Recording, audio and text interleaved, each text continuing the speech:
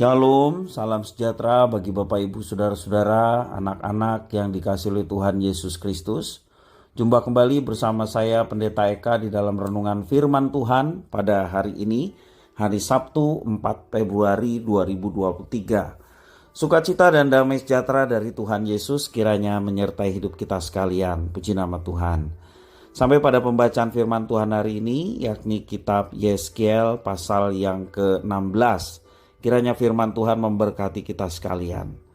Baik, sebelum kita akan merenungkan bagian firman Tuhan hari ini, kita akan berdoa bersama-sama. Tuhan Allah Bapa di surga, di dalam nama Tuhan Yesus, kami datang kepadamu mengucapkan syukur, terima kasih untuk setiap kebaikan Tuhan yang boleh kami alami dari hari ke hari. Biarlah semua yang kami alami menjadikan kami semakin kenal pribadi Tuhan dan mau hidup dalam ketaatan sebagai respon kami terhadap kasih dan kebaikan Tuhan yang telah nyata dalam hidup kami. Karena Engkaulah yang memang layak kami puji, kami sembah, dan kami mentaati firman-Nya. Mampukan kami Tuhan untuk dapat memahami apa yang Kau maksudkan, dan juga Tuhan menolong kami untuk kami dapat menerapkannya dalam hidup kami. Terima kasih Bapa, terpujilah nama-Mu. Demi nama Tuhan Yesus kami berdoa. Haleluya. Amin. Yeskiel pasal 16 ayat 1-14, demikian firman Tuhan. Lalu datanglah firman Tuhan kepadaku, hai anak manusia, beritahukanlah kepada Yerusalem perbuatan-perbuatannya yang keji, dan katakanlah, beginilah firman Tuhan Allah kepada Yerusalem, asalmu dan kelahiranmu ialah dari tanah Kanaan, ayahmu ialah orang Amori dan ibumu orang Heti. Kelahiranmu begini, waktu engkau dilahirkan, pusatmu tidak dipotong dan engkau tidak dibasuh dengan air supaya bersih. Juga dengan garam pun engkau tidak digosok atau dibedungi dengan lampin. Tidak seorang pun merasa sayang kepadamu sehingga diperbuatnya hal-hal itu kepadamu dari rasa belas kasihan. Malahan engkau dibuang ke ladang oleh karena orang pandang enteng padamu pada hari lahirmu. Maka aku lalu dari situ dan kulihat engkau menendang-nendang dengan kakimu sambil berlumuran darah. Dan aku berkata kepadamu dalam keadaan berlumuran darah itu, engkau harus hidup dan jadilah besar seperti tumbuh-tumbuhan di ladang.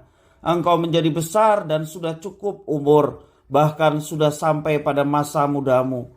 Maka buah dadamu sudah montok, rambutmu sudah tumbuh, tetapi engkau dalam keadaan telanjang bugil. Maka aku lalu dari situ dan aku melihat engkau, sungguh engkau sudah sampai pada masa cinta birahi. Aku menghamparkan kainku kepadamu dan menutupi auratmu.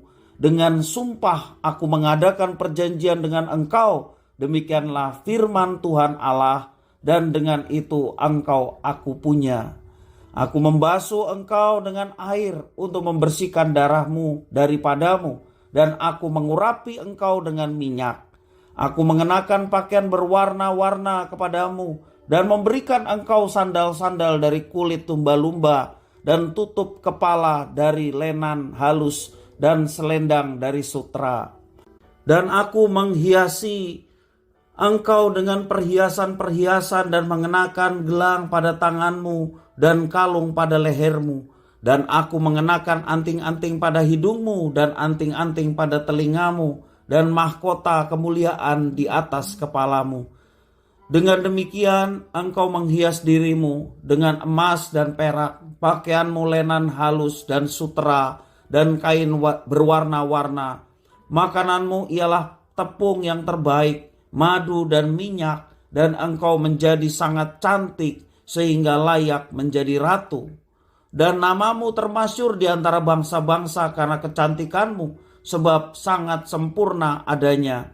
Oleh karena semarak perhiasanku yang kuberikan kepadamu, demikianlah firman Tuhan Allah.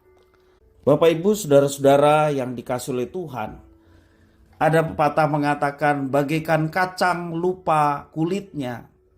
Begitu mudahnya seseorang melupakan asal-usulnya dan juga orang lain yang telah memampukannya untuk memperoleh segala keberhasilan seperti yang diraihnya saat ini.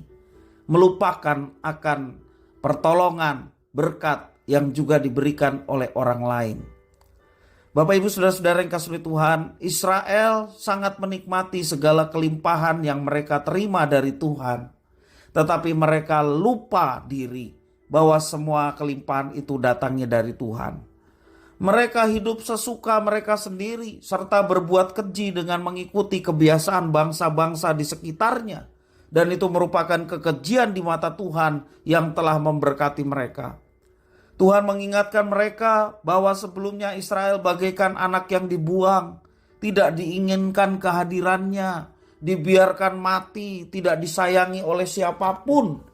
Penolakan anak yang baru dilahirkan karena sakit atau alasan jahat lainnya merupakan tradisi pada masa itu dalam kehidupan bangsa di luar Israel.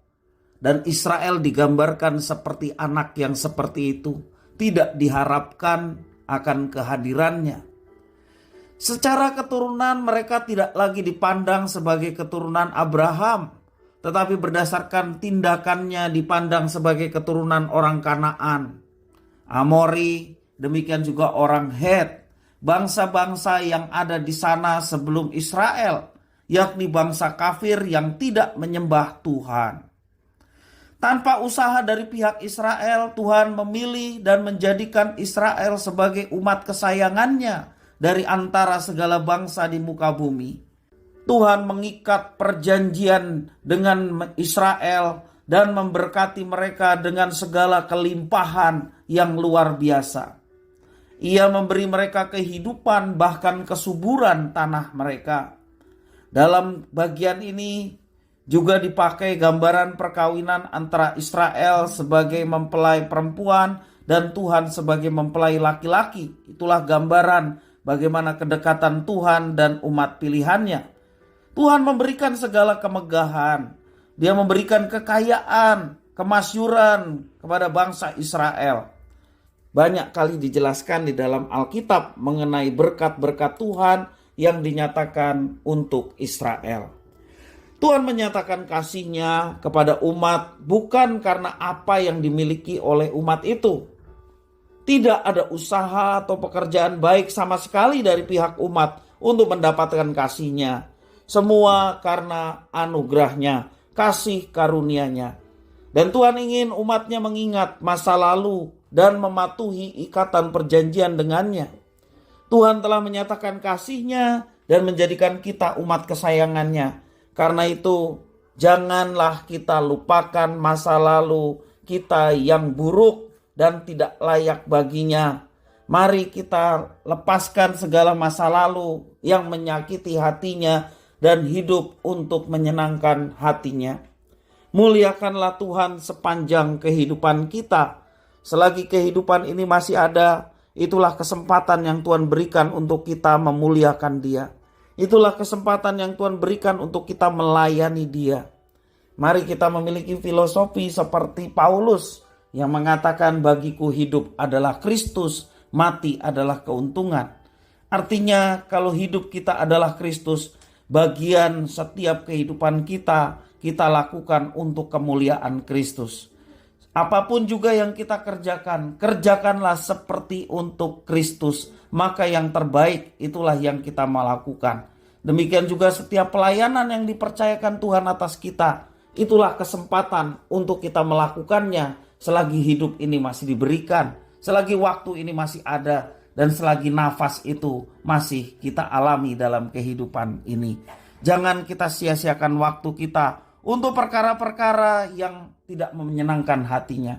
Bahkan perkara-perkara yang keji di hadapan Tuhan, karena kita tidak menyandarkan hidup kita kepada Tuhan. Tetapi mari kita gunakan kesempatan yang ada ini untuk menyenangkan hatinya, memuliakan nama Tuhan. Kiranya firman Tuhan memberkati kita sekalian. Mari kita berdoa. Tuhan Allah Bapa di surga, terima kasih atas firman Tuhan. Mampukan kami Tuhan untuk mengingat akan setiap kebaikan Tuhan yang sudah kami alami. Oleh karena anugerah Tuhan kami diangkat, yang sesungguhnya kami tidak layak karena keberdosaan kami. Tetapi kami bersyukur kepada Tuhan, Engkau yang mengangkat kami. Dan biarlah pengangkatan kami menjadi anak-anak-Mu, membuat kami sadar diri, dan mau mempersembahkan hidup kami untuk kemuliaan nama Tuhan. Setia dalam melakukan pekerjaan yang dipercayakan Tuhan, pelayanan yang diberikan Tuhan, bukan dengan beban, tetapi menjadi satu kehormatan untuk kami melakukannya dengan penuh sukacita. Terima kasih ya Tuhan, inilah diri kami sedia untuk menjadi pelaku-pelaku firman. Demi nama Tuhan Yesus kami berdoa. Haleluya. Amin.